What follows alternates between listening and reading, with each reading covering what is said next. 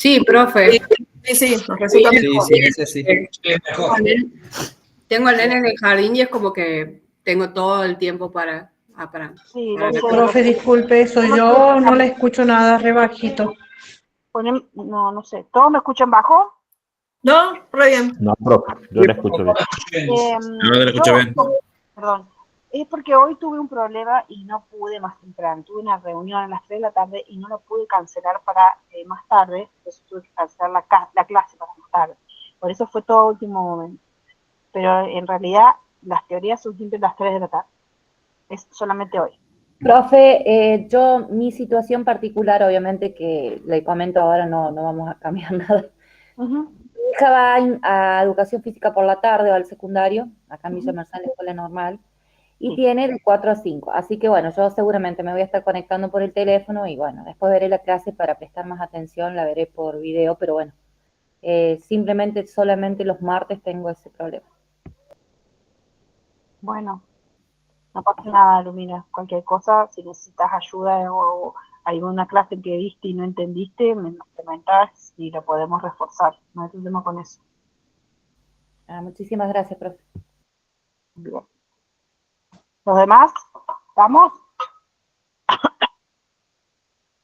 Bueno, sigamos. Entonces, este enfoque que tiene que ver con el ambiente, digamos, no solamente es cuidar la naturaleza, sino que empezamos a integrar todo lo que tiene que ver la dimensión ambiental, todo lo que tiene que ver con el ambiente, en todas las decisiones políticas, en las decisiones económicas, en las decisiones tecnológicas, en las decisiones sociales. Vieron que venimos un poco hablando de esa historia, ¿no?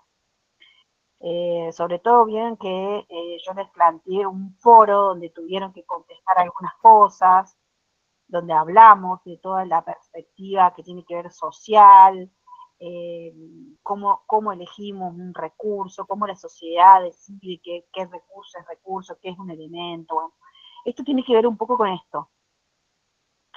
Y este enfoque ambiental tiene que ver, digamos, con el desarrollo sustentable, sostenible, con los principios ecológicos. Y tiene 3 premisas. Una es que hay una interdependencia entre la sociedad y la naturaleza. ¿Qué quiere decir? Que hay una dependencia de los recursos naturales de parte de las actividades humanas. Cuando se modifican las actividades humanas, se modifican ese recurso con el cual nos estamos sustentando. Entonces existe esa interdependencia. La otra es que hay unos límites ecológicos, es que los recursos del planeta tienen una capacidad limitada para proveer recursos y absorber los residuos. ¿Qué quiere decir? Que hasta un cierto punto puedo sacar. Llega un momento que si sigo sacando, termino destruyendo el recurso, y si yo además tiro en los desechos, los residuos, va a llegar un momento donde el planeta ya no va a poder absorber esos residuos. Otra premisa es que la prevención es mejor que la corrección, o sea, es preferible con respecto al cuidado o a la utilización de los recursos prevenir en hacer un daño, o que el daño ambiental sea más eficiente y que sea menos costoso que una vez que lo hice, remediarlo. Y otro es que hay una visión sistémica. ¿Qué quiere decir? Que los problemas ambientales no solamente los vamos a evaluar, los vamos a analizar de una forma aislada, o sea, los tengo que ver en su conjunto. Tengo que considerar todas las relaciones o las interrelaciones de los recursos con las sociedades. Y esto, bueno, este enfoque ambiental tiene que ver un poco con el desarrollo sostenible. ¿Alguien sabe lo que significa a qué nos referimos con desarrollo sostenible o sustentable? Es algo para sostenerlo durante un periodo de tiempo. En este caso, mantener los recursos de forma, utilizar los recursos de forma precavida durante un determinado tiempo para no agotar esos recursos justamente. Y así, como dice el informe, y así que puedan nuestras generaciones futuras utilizarlos también de manera consciente, ¿no? Sería satisfacer las necesidades sin descuidar siempre cuidando las necesidades futuras. También podría ser. Satisfacer las necesidades del presente, Claro. la utilización de los recursos en el presente, sin comprometer las capacidades o sin comprometer a las generaciones futuras. O sea, uso el recurso, por ejemplo, el agua, el aire, lo uso, pero lo cuido. ¿Para qué? Para que las generaciones futuras también puedan utilizar este recurso, ¿no? Y este desarrollo sostenible, digamos, se declara o se hace como más popular cuando aparece en el año 1987 un informe que se llama Informe Brundtland, que tiene que ver con un informe a nivel mundial de cómo estamos a nivel ambiental, qué sucede. Y es donde se empieza a hablar un poco de la revolución industrial, las consecuencias, los problemas ambientales a distintas escalas, a distintos niveles, y es donde se acuña, digamos, este concepto. Y este concepto busca como el equilibrio como en 3 lugares: en el ambiente, en la economía y en la sociedad. En el ambiente, ¿por qué? Porque la idea un poco es, lo que un poco apunta esta denominación es protegemos los ecosistemas, mantenemos la capacidad de regeneración, por eso hablamos de que puedan ser utilizados por las generaciones futuras. A nivel económico, porque genera crecimiento y empleo sin agotar la base del recurso, y social, porque garantizamos que haya una utilización igualitaria a lo largo del tiempo, calidad de vida y justicia entre distintas generaciones. ¿No? ¿Se entiende? Sí, se entiende, se entiende. Sí, se entiende. Un ejemplo de lo que estamos hablando es, por ejemplo, de la agricultura sostenible, que es uno de los ejemplos que les pusimos en la teoría. ¿Por qué hablamos de agricultura sostenible? Porque hablamos de realizar cultivos, pero que sean amigables con el ambiente. Hacemos rotación, por ejemplo, en la zona de Santa Fe, Córdoba, Buenos Aires, donde están sembrando a trocho y moche soja, la idea es rotación de cultivo para poder cuidar el suelo. La agricultura sostenible tiene que ver con eso. Voy rotando justo un año, o en un año siembro primero una cosa, después otra, después cambio. ¿Para qué? Porque probablemente un cultivo utiliza unos recursos diferentes a lo que utiliza otro cultivo. Y en la reducción de los agroquímicos para mantener la fertilidad del suelo. Eso es a lo que apunta un poco el concepto de desarrollo sostenible, donde busca el equilibrio entre estas 3 dimensiones. ¿Se entiende? Sí, profe. Bien. Y cuando hablamos de los principios ecológicos que apoyan todo esto que estamos hablando, hablamos de varios principios. Uno es los ciclos de la materia y el flujo de energía. ¿Quién me puede decir qué es eso?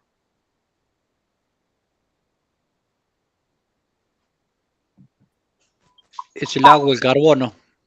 ¿Qué más? Lo vimos nosotros en biología. ¿Qué es el ciclo de la materia y el flujo de energía?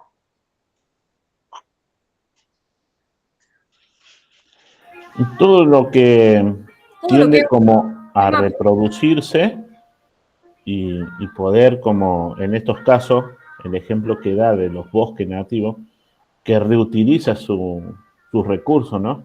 En la descomposición de la materia, recibe nutrientes y cosas así. Tiene que ver con el ciclo de los nutrientes. El carbono, el nitrógeno, el oxígeno, el agua. Eso tiene que ver con el ecosistema. ¿Cómo va pasando de un compartimento a otro y cómo va cambiando esa energía a medida que va pasando? Esto es el ciclo, eso es un principio, el ciclo de la materia y flujo de energía. La capacidad de carga. ¿Qué es la capacidad de carga? La capacidad de carga de un ambiente tiene que ver con el límite que tiene ese ambiente para soportar, qué sé yo, un número de individuos o alguna determinada actividad que se realice en ese lugar. Por ejemplo, si hablamos de la capacidad de carga de un sendero en un área protegida, es la cantidad de gente que pueden pasar en ese sendero por minuto sin que ese sendero se termine degradando. ¿Ok? eso se saca, la capacidad de carga se saca con una fórmula. Puede ser, qué sé yo, cuánto desmonte puedo hacer en un bosque a un nivel tal que el bosque no se termine degradando, o cuánto puedo pescar en un río, o cuánto puedo cazar de una especie determinada para no terminar diezmando la población. ¿Se entiende? Eso es capacidad de carga. El otro principio que utilizamos, que tiene que ver con ecología, es la interdependencia. Es que las especies que viven en un determinado ecosistema, los procesos naturales que suceden en ese ecosistema están interconectados. Entonces, si una especie dentro del ecosistema o dentro de la cadena sufre alguna alteración, esa alteración que sufre esa especie va a tener consecuencias en las especies que vienen sobre esa especie y debajo de esa especie. Todo termina teniendo alteración en esa cadena o en ese ecosistema. El otro principio que utilizamos es el principio de la resiliencia. ¿Qué es la resiliencia? Es la capacidad de un ecosistema para poder recuperarse de alguna perturbación. Por ejemplo, un incendio, como digamos, si esa perturbación aumenta en frecuencia y aumenta en intensidad, probablemente ese ecosistema no se pueda recuperar, no pueda ser resiliente. El otro principio que utilizamos es el principio de la diversidad biológica como base de la estabilidad. ¿Qué quiere decir? Que mientras mayor diversidad biológica, mayor diversidad de especies haya en un ecosistema, o sea, más biodiverso, es más estable y más resistente en el tiempo frente a cualquier cambio. Y digamos, cada uno de estos principios se utilizan o son las reglas de juego que nos indican cómo vamos a manejar los recursos naturales sin degradarlos. Cada vez que vamos a utilizar esos recursos o los vamos a explotar, tenemos que tener en cuenta estos principios en los cuales les estoy contando. En la gestión de los recursos naturales, gestiones donde tiene que ver con gobierno, la administración de los recursos naturales, hay que tener en cuenta, o todos estos principios que estamos hablando se traducen en qué? En que hay que planificar la capacidad de carga de los ecosistemas y que hay que utilizar indicadores ambientales para monitorear algunos cambios o los cambios que se pueden suceder en ese ecosistema y generar políticas que incentiven energías limpias y prácticas productivas. Y esto todo lo que tiene que ver con el enfoque ambiental, el desarrollo sostenible y los principios ecológicos. ¿Dudas?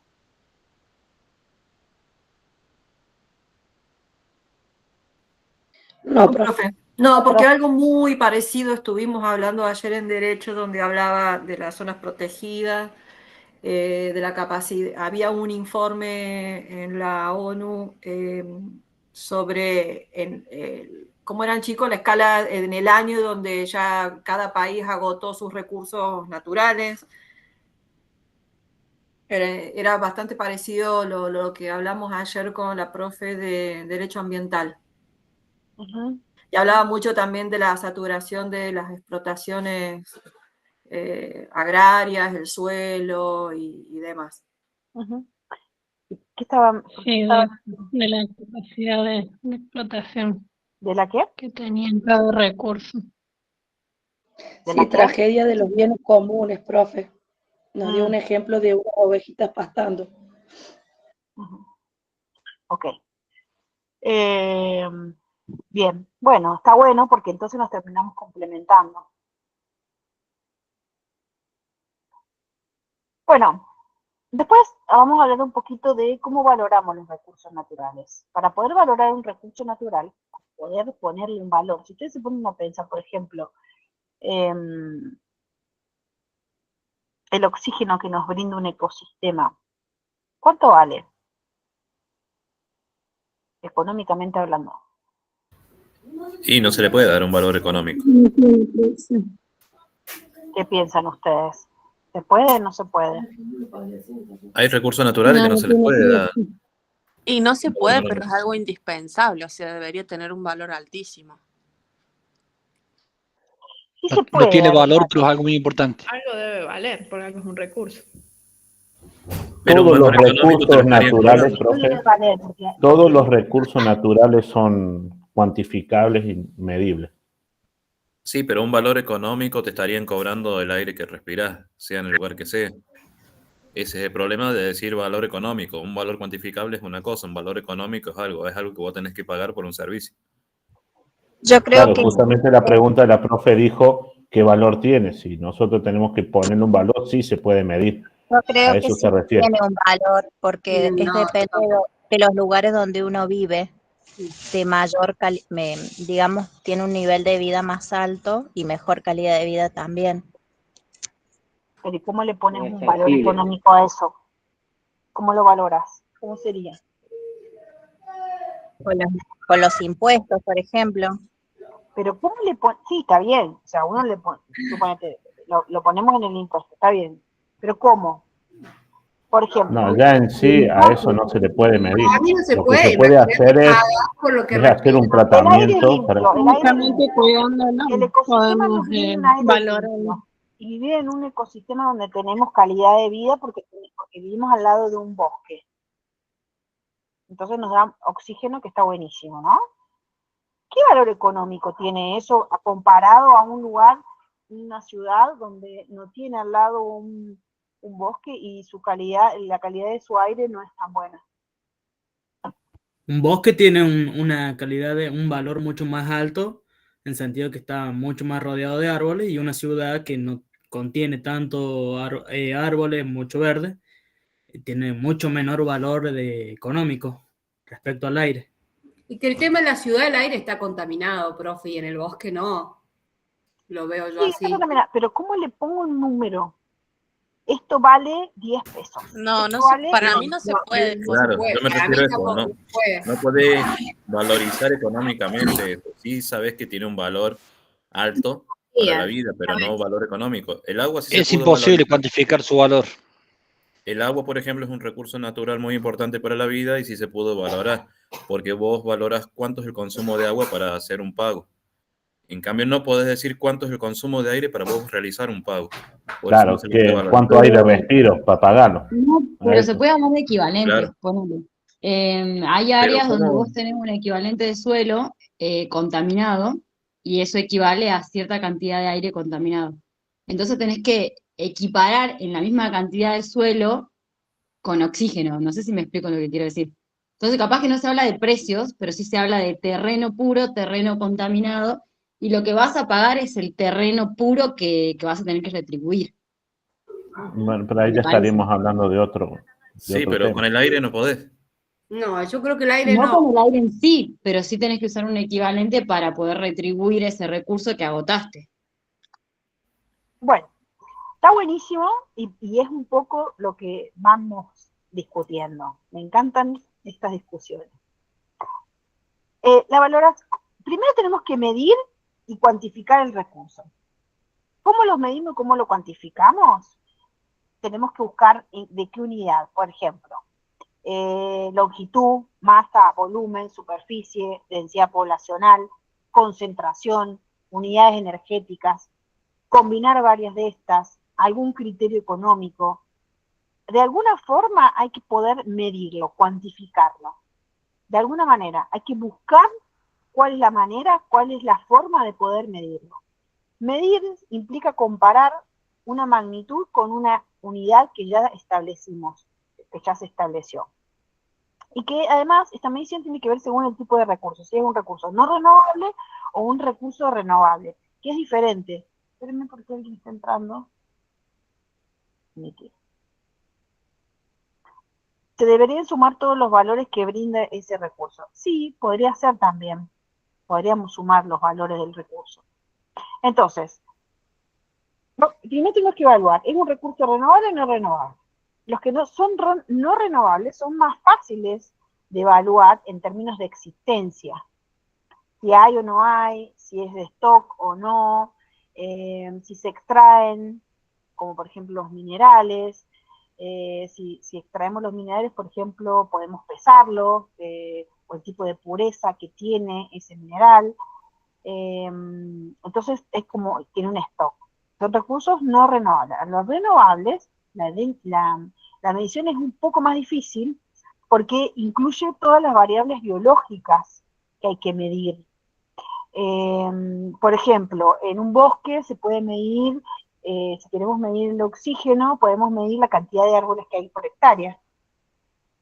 Entonces, uno estimando los metros cúbicos que hay de madera por año o por mes, bueno, por año, podemos estimar las toneladas de oxígeno que emite esa hectárea de esa especie determinada, o la cantidad de dióxido de carbono que captó esas hectáreas de esa determinada especie de árbol. O si vamos a hablar de agua, podemos hablar de metros cúbicos por segundo de agua. Si hablamos de energía, podemos hablar de, qué sé yo, no sé, de joules por hora, de megawatts por hora. Hay que buscar la manera de ponerle un valor a ese recurso. No hay un método universal, no hay un solo método para poder cuantificar cada uno de los aspectos de los recursos. Pero cuando uno, sobre todo los recursos que son renovables y que son más difíciles de ponerle un valor, hay que buscar cuál es la metodología para poder ponerle ese valor.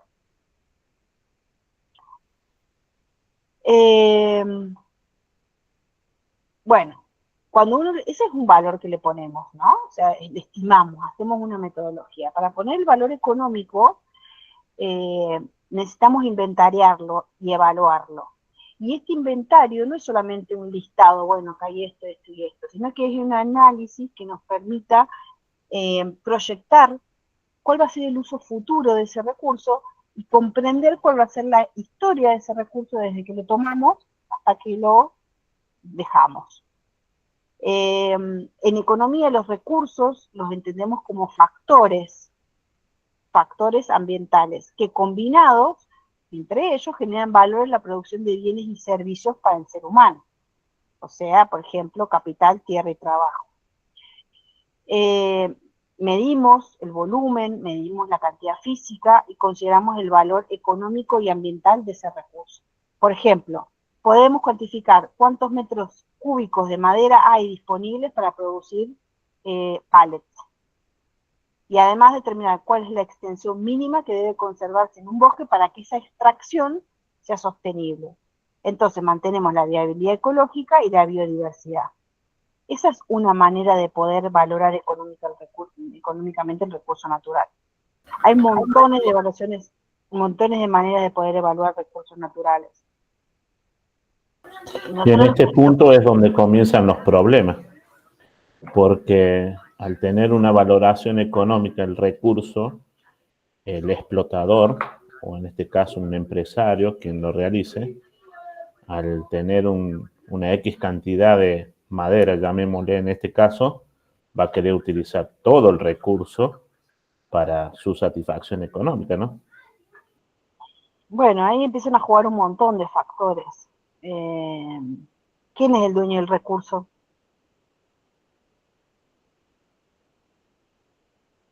En base a esa Depende del pregunta, sector en donde se encuentre, ¿no? Porque si es un recurso natural, pertenece al Estado. Sí, la tierra es un recurso natural.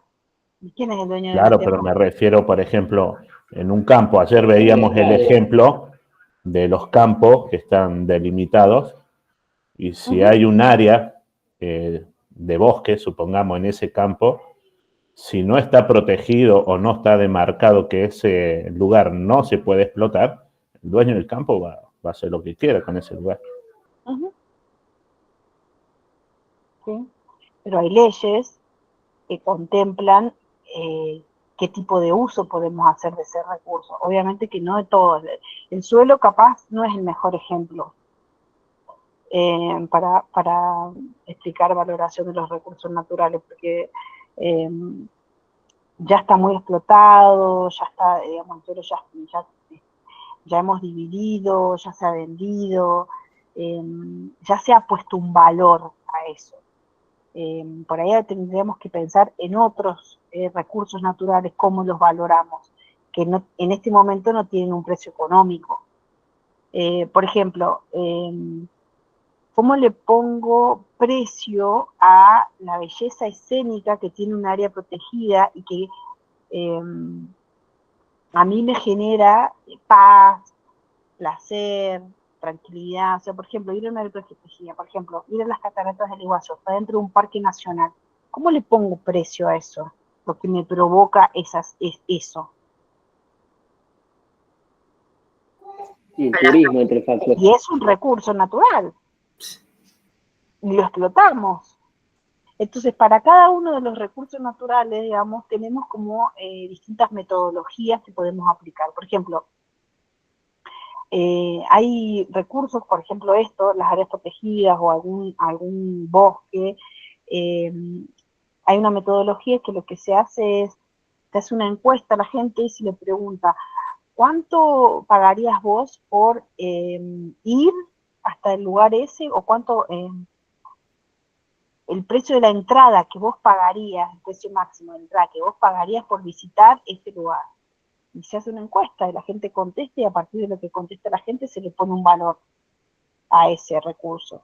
Hay distintas metodologías, pero bueno, lo que quiero mostrarles con esto no es que sepan las metodologías, sino que a veces, excepto algunos recursos que ya los tenemos, digamos, determinados, es muy difícil poder evaluar económicamente un recurso natural. Estamos intentando hacerlo, ¿por qué? Porque la gente empieza a cuidar el recurso y empieza a mirarlo como, mirá qué grosso, mirá qué importante, cuando tiene un valor económico. Y a mí me cuesta mucho económicamente, no sé, un pedazo de tierra, o entrar a un área protegida para ver la cascada, o, no sé, respirar. Y, bueno, ahora no pagamos por el aire, pero digamos, cuando a mí me cuesta económicamente, cuando yo le doy importancia a los recursos, digamos, lamentablemente es así. Entonces, para poder entender, o que la gente pueda entender cuál es el valor que tiene el recurso natural, lo ponemos a nivel económico justamente para eso, para que podamos entender y podamos valorar. Si no, no importa, hagámoslo vos, hagámoslo mierda, dale, ¿qué tal? Sigamos explotando, vamos que va. ¿Se entiende? Claro, profe. Bueno, hay un ejemplo que usted menciona acá en la guía respecto a los bosques nativos que hay en la zona del Chaco, me parece. Que si bien están protegidos, pero se ve que alguien se apropió de eso, no sé cómo se diría la palabra, y eso lo están destruyendo, o sea, y nadie se hace cargo, ni siquiera la provincia y mucho menos el Estado. En esos casos, no sé, tendría que acudirse, por así decirlo, a una entidad mayor, o no sé cómo serían esos casos, para cuidar esos recursos protegidos. No sé de cuál recurso me estás hablando, pero sí, uno puede denunciar. El problema es que por más que a veces uno denuncie, es difícil. Teniendo nosotros, por ejemplo, sale la ley de conservación de bosques, se siguen explotando los bosques y estamos desmontando montones de zonas que no deberían desmontarse. Imagínense sin ley, sin protección. Es difícil. Sí, eso es. Hay cosas que son evitables y hay cosas que no. Por ejemplo, en el sur, los incendios eran cosas que se hacían a propósito, supuestamente, y bueno, y se perdieron miles de hectáreas, ¿no? Así es. Bueno, ¿cómo puedo monitorear y evaluar un recurso natural? Bueno, hay montones de formas. Se puede evaluar, por ejemplo, los cambios en la cobertura y el uso del suelo. Puedo ver, por ejemplo, en la fauna, la migración y la distribución de las especies, el número poblacional. Puedo evaluar la conservación de los ecosistemas. Puedo evaluar los impactos que causa la ocupación y las actividades humanas, por ejemplo, cuando hay urbanización, deforestación, contaminación. Y todo esto monitoreo y toda esta evaluación de los recursos naturales nos sirve de información, ¿para qué? Para gestionar. Entonces, o sea, yo evalúo, o los científicos evalúan, ¿qué sucede cuando hay cambios en la cobertura y el uso del suelo en un bosque? Hay un cambio, desmonto, y eso que desmonté lo utilizo para, no sé, determinado cultivo. Es toda esa información que se generan los investigadores, es muy importante y se usa como base para la toma de decisiones políticas y la gestión territorial. A veces es difícil porque esa información o no está disponible o no se genera, entonces tiene que haber como una conexión importante entre la gente que se dedica a investigar sobre los recursos naturales y la gente que se dedica a gestionar esos recursos naturales. Pero para poder gestionar, para poder tomar buenas decisiones políticas, es muy importante apoyar esas decisiones en información científica. Esto es súper importante. ¿Y qué herramientas tenemos? Tenemos imágenes satelitales como el Google Earth, montones de herramientas que podemos utilizar del INTA. No sé si han entrado alguna vez en la página del INTA, que nos permite detectar cambios en los bosques, en distintas zonas, qué pasa en las zonas urbanas, qué pasa en los cuerpos de agua, qué pasa con las áreas protegidas. Se pueden generar mapas de riesgo, mapas de riesgo de incendios naturales o incendios forestales. Se pueden hacer, combinar los incendios con los cambios, con los datos climáticos, con datos topográficos, cobertura vegetal. Se pueden generar inventarios de flora y fauna, estos inventarios de la cantidad de flora y de fauna que hay en determinado lugar, en un área específica, me puede dar un montón de información que me ayudan a la gestión de esas especies. Se pueden elaborar mapas de distribución y de vegetación, digamos, hay un montón de herramientas que puedo usar para la gestión de estos recursos. ¿Qué más? Bueno, hablamos un poquito, cuando hablamos del valor económico, del costo ambiental. ¿Qué es el costo ambiental? Es intervenir en la naturaleza, siempre tiene un costo ambiental, que se refiere a un valor económico que se le da a los efectos negativos que una actividad productiva genera para la sociedad. Eso es el costo ambiental, y eso se utiliza en la economía tradicional, en la economía, digamos, que se utiliza con el dinero. Todos los impactos negativos en el bienestar de las personas, en la economía local, regional, nacional, los impactos en las actividades humanas no sostenibles, todas las actividades productivas generan un costo ambiental para la sociedad. El deterioro del suelo, la contaminación del aire, del agua, la pérdida de la biodiversidad, la contribución al cambio climático, la alteración y fragmentación de los ecosistemas, todo eso genera un costo ambiental. Perdón, chicos. Genera un costo ambiental para la sociedad. Por ejemplo, en Argentina, la deforestación que se produce en distintas provincias afecta a la biodiversidad. ¿Por qué? Al deforestar, al sacar la vegetación, estamos también sacando la fauna, entonces estamos disminuyendo la biodiversidad de la flora y de la fauna. Y esto a la vez, al sacar la vegetación, estamos disminuyendo la capacidad de captura de carbono. A la vez estamos produciendo menos oxígeno. Y a la vez estamos aumentando los cultivos, estamos aumentando la expansión urbana, provocando la pérdida del suelo fértil, el aumento de la contaminación. Todo esto tiene que ver con costos ambientales para la sociedad como un todo. Y bueno, frente a estas crisis que estamos teniendo, digamos, de destrucción de los ecosistemas, necesitamos prácticas más sustentables y restauración de estos lugares. Bueno, y ahí habla un poquito de la conservación, de la restauración ecológica. Ya no solamente es suficiente con generar áreas naturales protegidas, sino que necesitamos empezar a restaurar, tiene que haber conexiones entre esas áreas, porque si ustedes se ponen a pensar en un bosque, se desmonta el bosque, quedan 2 o 3 áreas protegidas, si no hay conexión entre ellas, todo lo que está en cada una de esas áreas en algún momento empiezan a disminuir hasta que terminan desapareciendo las especies. Entonces necesitamos empezar a restaurar algunas partes de los ecosistemas, volver algunas funciones de los ecosistemas para que empiece a haber conexión y fluidez entre estas áreas representativas.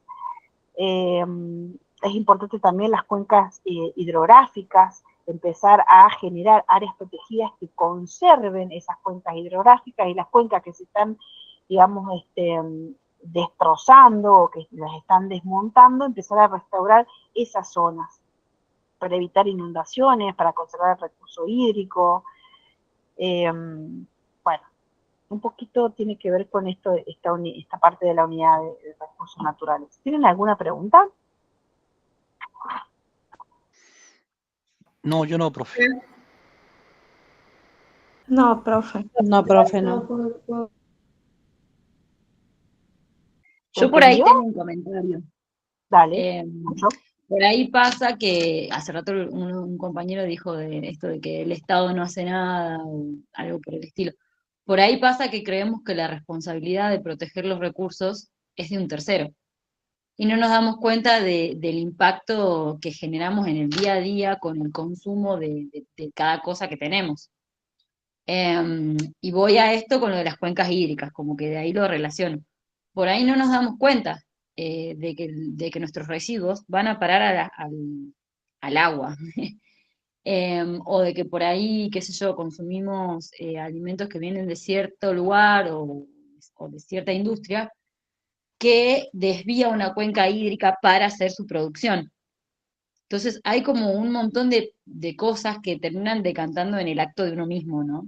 Qué sé yo, como que nada, estoy relacionando cosas.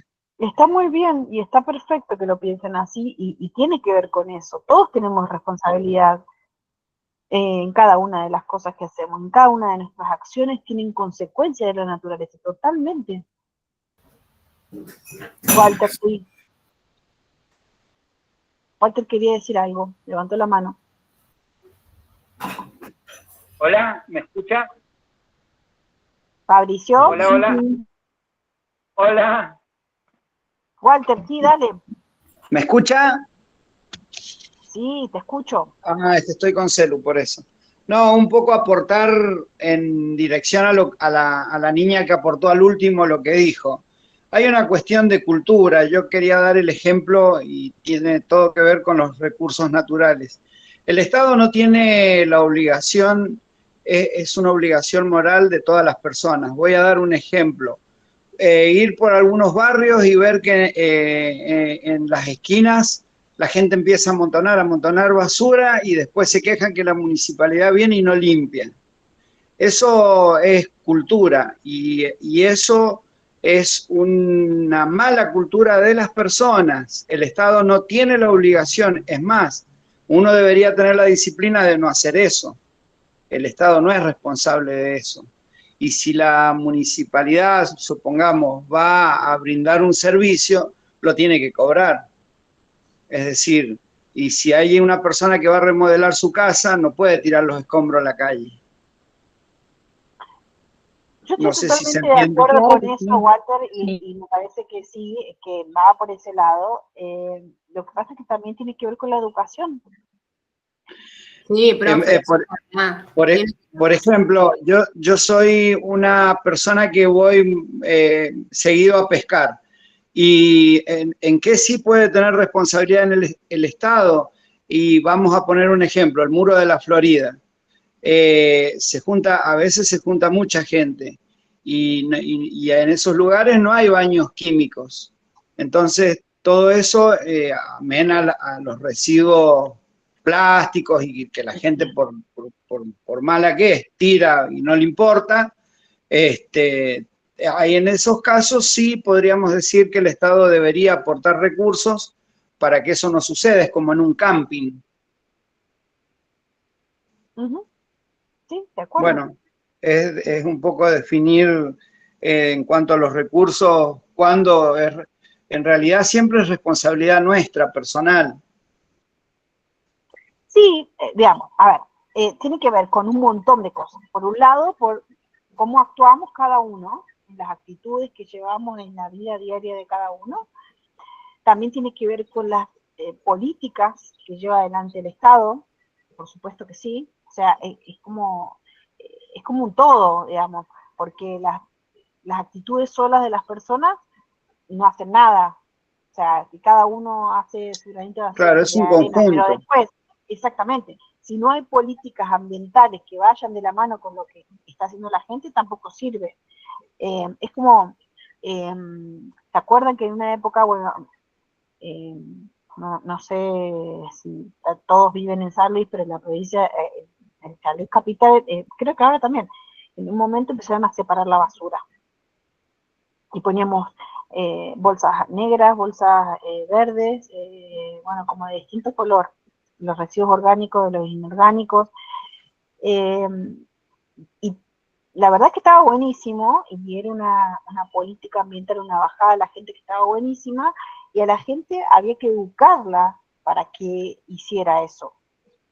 Y mucha gente aprendió a hacerlo, y lo hacía, y después terminó sucediendo que bueno, se levantaban los residuos, pero después todos esos residuos, los orgánicos, los inorgánicos, las distintas bolsas, iban al mismo lugar. No había realmente una separación de los residuos. Fue un tiempo, después ahora eso ha cambiado. Pero entonces era como, a ver, ¿para qué tanto trabajo? ¿Para qué tanta educación? ¿Para qué hacemos tanto si al final todo termina yendo al mismo lugar? Entonces, digo, es un poco un conjunto de cosas que debemos hacer para poder gestionar, para poder llevar adelante la conservación del recurso, ¿no? Bien, era decir eso. Gracias. Gracias, Walter, me encantó. Profe, yo aportando a esto, en la empresa donde trabajo, también siempre se ubicaron las estaciones de clasificación de residuos, pero estaban de adorno más que todo, y era para sacar una foto, eran muy lindas, muy preciosas, pero no cumplían su función, hasta que se comenzó a trabajar sobre la cultura del personal de clasificar los residuos. De esa forma pudieron después ir reduciendo lo que es la basura cero, y empezaron principalmente en lo que son los mandos jerárquicos, sacándole todos los tachitos de basura de las oficinas y colocando isla de clasificación en un solo punto. Entonces todos tenían que levantar, ir a tirar los residuos orgánicos, los residuos plásticos, papel y cartón, y de esa forma empezó a contagiar que si ellos lo hacían, también lo tenían que hacer el operador de la planta. Y así tuvieron importantes resultados con respecto a la clasificación, y ahora seguimos con una política cero residuo, que es evitar lo que es la parte del enterramiento de basura que se genera en planta. Exacto. Bueno, pero eso tiene que ver con la educación, por eso digo yo que es tan importante la educación. Es súper importante educar a la gente, a la población. Y fíjense, no solamente la educación, aparte, está bien, aparte de la educación, también el cuidar al otro. Por ejemplo, la gente los corredores de bolsa, uno tira la basura y tira, por ejemplo, vidrio y todo eso. Después la persona que está trabajando y se dedica a levantar eso, le podemos causar un daño, o es como que, como dice usted, todo depende de la educación. Yo no voy a salir a tirar, por ejemplo, un objeto roto y bueno, total, yo ya lo tiré, y después que se haga cargo el basurero, si se corta o no, si tuvo suerte o no de cortarse. Todo depende de la educación, o no voy a salir a sacar basura cuando está lloviendo. Me parece que no lo veo correcto eso tampoco. Yo creo que por ahí es parte un poco del compromiso de uno y de sentirte parte de las cosas, ¿no? Hay como una cierta sensación, o no sé cómo se llama, idiosincrasia capaz, de esto no es mío, es del Estado. Y como es del Estado, yo no lo cuido. Que se haga cargo el Estado o que se haga cargo el otro. Y como que ahí se va generando una bola medio grande también, entre que no me importa si saco la basura, si está lloviendo o no, yo la saco en mi casa, porque a mí en mi casa me molesta. Y lo que pase afuera es problema de lo que pase afuera. Creo que es más un poco de no sentirte parte de lo que te rodea o de ese recurso, porque al fin y al cabo, cuando el recurso es explotado, nosotros no vemos ni 2 centavos de eso. De repente, en ese lugar donde antes había un contenedor, ahora ponen un súper y vos no ves ni 2 centavos de ganancia del súper. Entonces creo que eso también va generando el hecho de no sentirte parte ni de ese rincón de la esquina y de no cuidarlo. También creo Sí, que hay un poco de... por eso digo, vieron que todo termina siendo un círculo, o sea, es así, o sea, todo tiene que ver con todo. Pero además, para mí, esto tiene que ver con la educación, chicos, porque insisto mucho en la educación, porque la gente no entiende o no termina de ver, de visualizar, que en realidad cuando los recursos naturales o determinados recursos naturales terminen desapareciendo, por la razón que sea, los perjudicados vamos a ser todos. Si, por ejemplo, por alguna razón desaparece la fauna en general, ¿qué pasa? Va a terminar a la larga desapareciendo la vegetación. ¿Y eso a quién termina afectando? Y vamos a terminar afectados todos. Entonces, digamos, hay que tomar conciencia, pero para tomar conciencia de eso, para poder cuidar y para poder valorar, hay que conocer qué sucede. Si yo no conozco, si yo no sé qué son los recursos, a qué apunto, si yo no tengo idea, no tengo educación, nadie me lo contó, nadie me lo dijo, no lo aprendí en ningún lado, no voy a cuidar nada que no conozco. Por eso hablo de la educación, y no digo solamente la educación en las escuelas, hablo de educación en general, hablo de educar al pueblo, de hacerle entender, de hacerle ver cuáles son las consecuencias. Profe, ¿puedo dar una opinión? Sí, dale. Bueno, ahí aclarar un poco el tema de recién, de que si el Estado tiene obligación o no. El Estado sí tiene obligación porque para eso emite leyes, ¿sí? Y esas leyes se tienen que hacer cumplir. A eso es lo que voy. Después hay una cuestión de cultura, ¿sí? En que cada uno tiene que poner su granito de arena y decir cumplo o no cumplo, pero yo también me tengo que abstener, o sea, a las consecuencias. Si yo no cumplo lo que el Estado propone, en estos casos cuando mencioné lo de los bosques nativos del norte, si yo no los protejo, sí, dame un segundito, ahí termino el idea, sí, es chiquitito. Si yo no cumplo con esas leyes, el Estado tiene la obligación de multarme. Y ahí es donde yo digo que no está presente. ¿Por qué? Si no multan a la persona que cometió ese delito, entonces el Estado es ausente. Cintia, ¿podés bloquear el micrófono un segundito hasta que termine de hablar?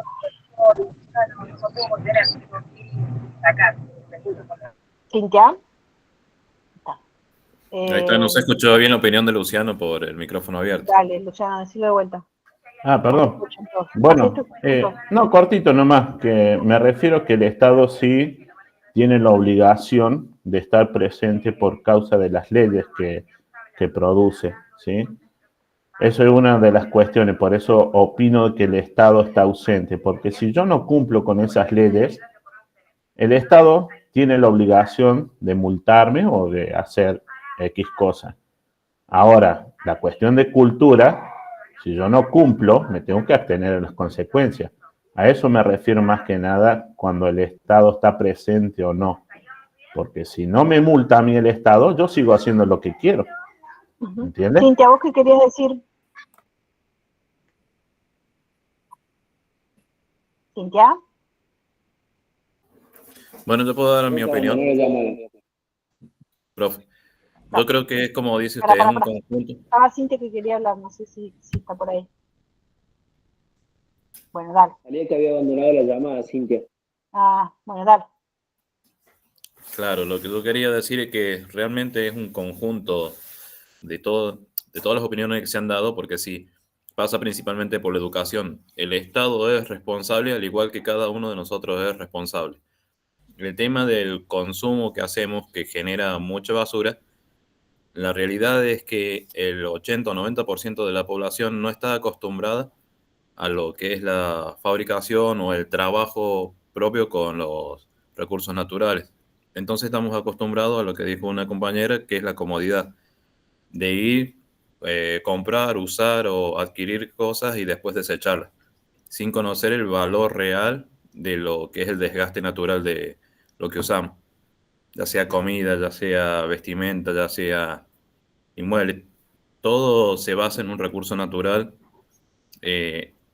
desperdiciado, aplicado o adquirido.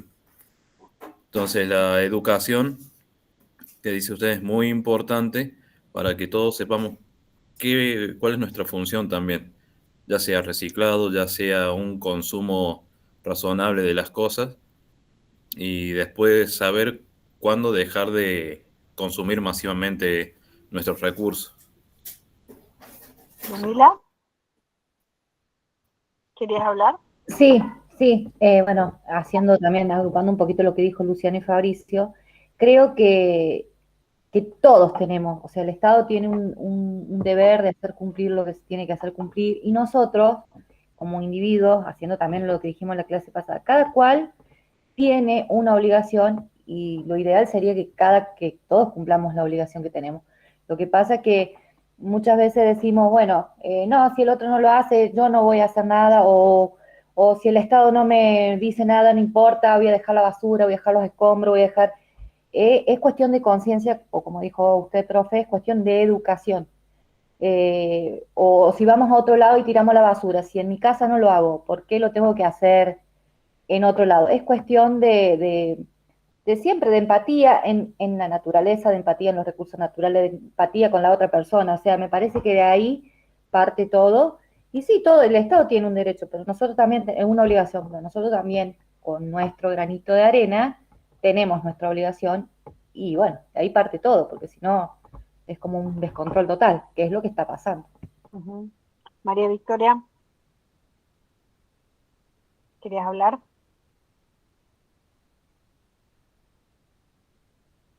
Sí, ahí estoy. No podía activar el micrófono. Quiero decir que estoy completamente de acuerdo en todo. Como que es lo que usted decía, ¿no? Es un círculo. Y como que caemos en eso de quién es la responsabilidad y quién está primero, si el huevo o la gallina. Yo recontra considero que el Estado sería como la autoridad que tendría que estar ahí atrás de las situaciones. Pero si vemos un Estado completamente invisible, que no está actuando, como dice nuestra compañera, el tema de la empatía y el tema de hacerse cargo, de lo mínimo que uno puede hacerse cargo. Caemos en la falta de educación, entonces empezamos de nuevo con el círculo. Es como una situación difícil de controlar. Exactamente. Ana. Ana. Sí, a mí me parece de que no hay una política de Estado seria que sea sustentable en décadas. O sea, porque viene un gobierno, vamos a trabajar con el ambiente, viene el otro y dice, no voy a trabajar con el ambiente.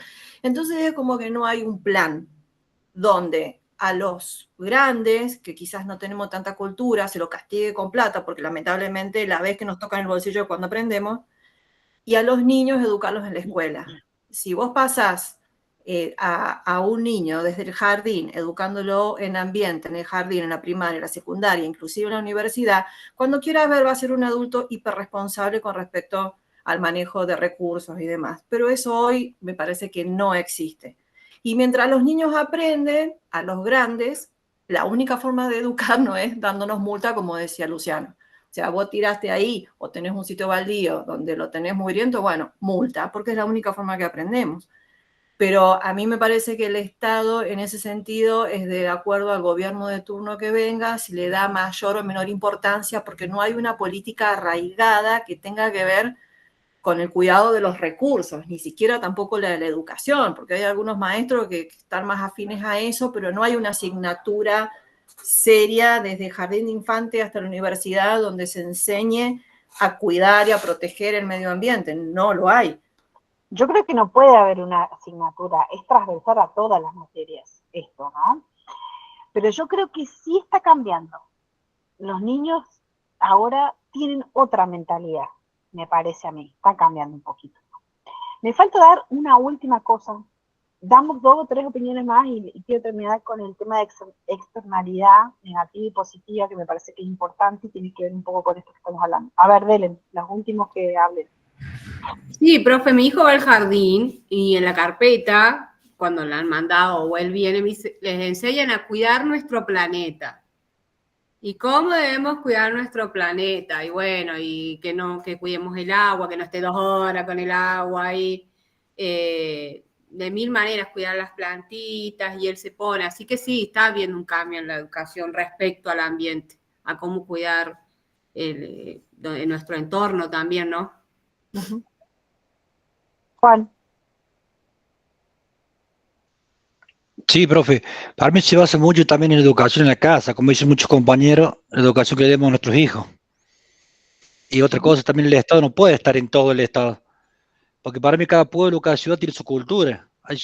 Por algo vemos ciudades que son más limpias que otras, pueblos que son más limpios que otros, ¿por qué? La municipalidad no tiene nada que ver. Mucha gente ve en los barrios, acá hay barrios que son espectaculares, limpitos, porque la gente del barrio se pone de acuerdo. Yo limpio acá, vos limpias acá, y queda todo limpito. Es mucho la cultura, son culturas diferentes que tampoco va a ser imposible que todos pensemos igual, ¿no? Uh-huh. Victoria, ¿querías decir algo? Sí, solo para sumar un poco más de lo mismo. Igual ya me olvidé lo que era. Mi compañero dijo lo del gobierno de turno. Y yo creo que ese es el principal problema que tenemos en el país. Se generan leyes con una intención, con una visión, digamos. Por ejemplo, la ley de bosques. La ley de bosques tenía la intención de proteger el bosque nativo y por ende la biodiversidad, generar los corredores y un montón de cosas que lo que visualizaban en un futuro era la mejoría del ecosistema. En el cambio de gobierno de turno vino un gobierno nuevo que encontró la falla en la ley. Si él no habla de bosque quemado, si el bosque está quemado, es un bosque que ya no entra como bosque nativo, ¡pumba!, se puede explotar. Incendios. Entonces también es como que el Estado es el primero en hacer la trampa.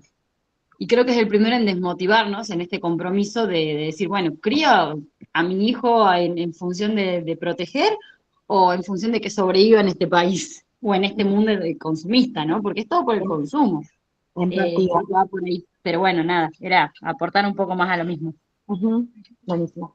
Bueno, vamos a terminar con lo último y está buenísimo que se generen estos debates porque todas las opiniones me parece que son válidas y todos estamos aprendiendo, nosotros también estamos aprendiendo de ustedes, todos aprendemos, digamos, un montón de cosas, a convivir, a cómo sobrevivir, a cómo seguir, a cómo educar a nuestros niños, y es todo un aprendizaje, me parece que está buenísimo. Bueno, el último tema que quiero que veamos es el tema de la externalidad. ¿Quién paga el costo ambiental? O sea, por ejemplo, hay una fábrica y esa fábrica está al lado de un río y libera todos sus desechos a ese río. Ese río va a una ciudad donde esa ciudad, por ejemplo, toma el agua para la comunidad. ¿Quién contamina? ¿Quién paga ese costo ambiental? La comunidad, la región. Bueno, ese ejemplo se llama externalidad negativa. También existe la externalidad positiva, también existe, digamos, cuando hago un beneficio que termina beneficiando al otro. Alguna cuestión que tenga que ver con el ambiente que lo termina beneficiando al otro. Por lo general hablamos de las externalidades negativas porque siempre todo lo que tiene que ver con el ambiente, el que genera ese costo ambiental, ya sea una fábrica, ya sea una persona, muchas veces no es asumido por esta persona que le está generando, ¿no? Y entonces ese costo negativo, esa externalidad, se transfiere a otros sectores que terminan, digamos, pagando por esto que viene sucediendo. A eso le llamamos externalidad negativa. Este fenómeno por lo general ocurre con, por ejemplo, los bienes públicos, los bienes ambientales públicos, los bienes comunes como los ríos, los bosques, y con los bienes privados. Por lo general, lo que vemos, que es lo que sucede, es que esto, el costo ambiental, lo paga generalmente las poblaciones que son más vulnerables, las generaciones futuras, la biodiversidad. Esos son los que terminan, digamos, pagando estas externalidades negativas. Por ejemplo, ¿saben el conflicto del río Atuel? No sé si han escuchado en algún momento. El río Atuel es una disputa, una discusión histórica que tiene Mendoza con La Pampa por la distribución del río, del agua, digamos, de ese río, que afecta a las comunidades y los ecosistemas. Quién utiliza el agua, cómo la utiliza, cómo vuelve esa agua a ese río. Eso tiene que ver con ejemplos de conflictos por los costos ambientales. Bueno, hay varios ejemplos. Después hay uno que tiene que ver con el mar de Aral. Si quieren lo buscan en YouTube y hay un video sobre eso, que lo pueden ver, se llama Crisis del Mar de Aral, que está bueno para que lo vean y vean ejemplos. Hay un montón de ejemplos que nos van mostrando, digamos, quiénes son los que pagan los también. Bueno, eso era lo último que vamos a ver de esta unidad. Y bueno, nada, la externalidad negativa puede ser la minería en San Juan.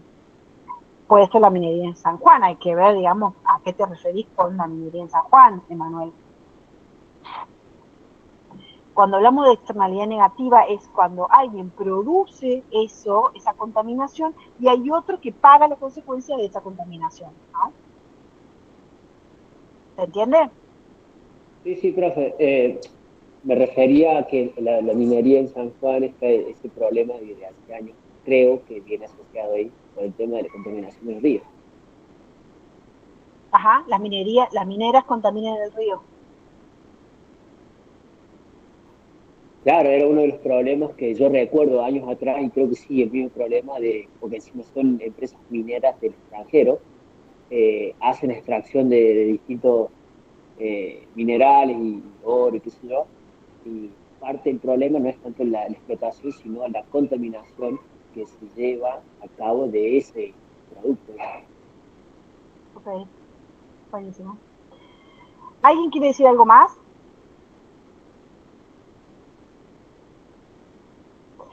Bueno, chicos, el jueves hay una de las comisiones que tiene clase de consultas, si quedan dudas.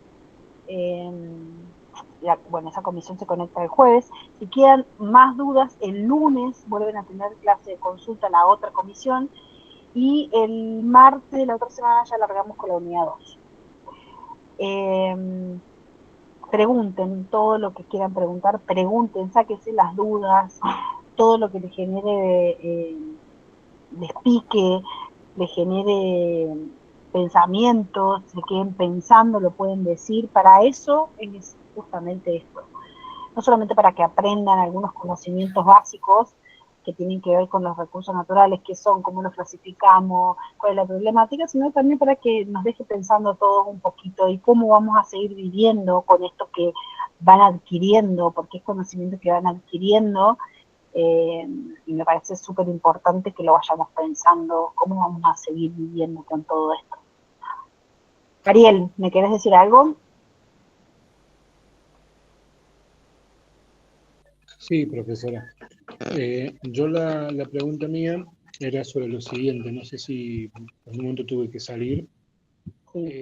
Ustedes no sé si habían hablado sobre los servicios ecosistémicos. Todavía no hablamos de eso. Ah, bien, era esa mi pregunta, porque Lo vimos un no poquito lo en encontraba. biología. ¿Qué querés decir? No, porque da la casualidad que en el trabajo práctico usted o la profesora, dan 4 características y en los textos no aparecen bien explicitadas esas características que solicitan. Entonces, esa era mi duda. Ahí hablan de soportes ecosistémicos, de servicios ecosistémicos, de soporte, provisión, regulación y cultural. ¿Y hay en la teoría no hay una parte que hable de eso? Claro, por eso era la pregunta, porque habla de servicios ecosistémicos, pero yo no vi un desarrollo sobre esas 4 cuestiones y me quedaron consultas, pero lo realizo en la clase de consulta y listo. Puede ser, qué raro, pero ahora me fijo. Sí, Ariel, perdón, profe, lo que dice Ariel es cierto. Nada, tengo yo para simplemente tener hay mis una cosas sola. ahí. Para, Después tengo mi pies, chicos, todo eso. el micrófono, por favor. Belén, No la había leído. Yes. Dale, ahora sí. sí, con respecto a lo que decía Ariel, justamente yo hice la autoevaluación y el otro, el trabajo práctico, y no salía. Si bien me tuve que ayudar en los apuntes y tuve que buscar en otros lados para poder, porque las preguntas eran, como son múltiple opción, tiene su trampa, lógico, pero no sale como dice Ariel, tiene razón Ariel. Fíjese. Puede ser que se haya chispoteado una pregunta. Ya la voy a revisar. Igual, sí, lo charlamos en la clase de consulta, se los voy a contestar, lo podemos contestar, cuáles son la clasificación de los servicios ecosistémicos, y la van a poder responder. Pero vamos a profundizar en servicios ecosistémicos en otra unidad. Puede ser que se haya chispoteado la pregunta, puede ser.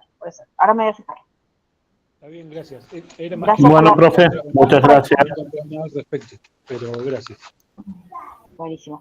Respecto a lo que están preguntando, que alguien pregunta si a la comisión no se puede conectar en el horario de C2 por la comunidad de los horarios. Están divididos a propósito porque a veces son tantos, son 100 en cada comisión. Cuando hacemos clase de consulta, están los 200 en la misma comisión, es como medio difícil. Si hay alguno que no se pueda conectar en su horario, puede conectarse en el horario de la otra comisión, pero la idea es que están separados justamente por eso. Alguno que otro, uno que una semana no puede y se conecta con otro, no pasa nada, ¿sí? Si es clase de consulta y estamos todos viendo lo mismo. Pero la idea es que estén separados porque son muchos. Ahora, no hay problema. El que necesite conectarse a clase de consulta en la otra comisión nos avisa y se conecta. Sí.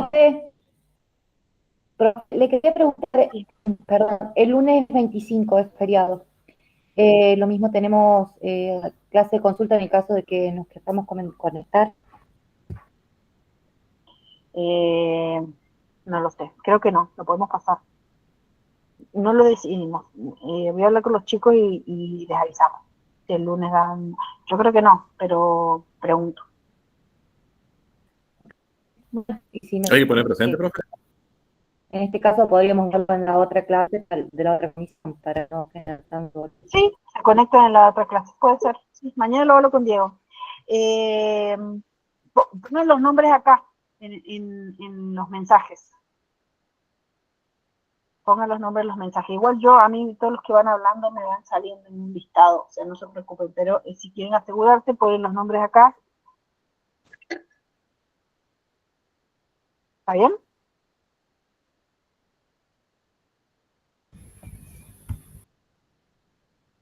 ¿Alguna otra pregunta? No, profe. Bueno, chicos, nos vemos la próxima. Bueno, profe. Les mando un beso, cualquier cosa me escriben por mail. Gracias, No, profe. profe. Gracias. Nos vemos, profe. Gracias. Saludos. Adiós. Chao, profe. Chao. Chao, chao.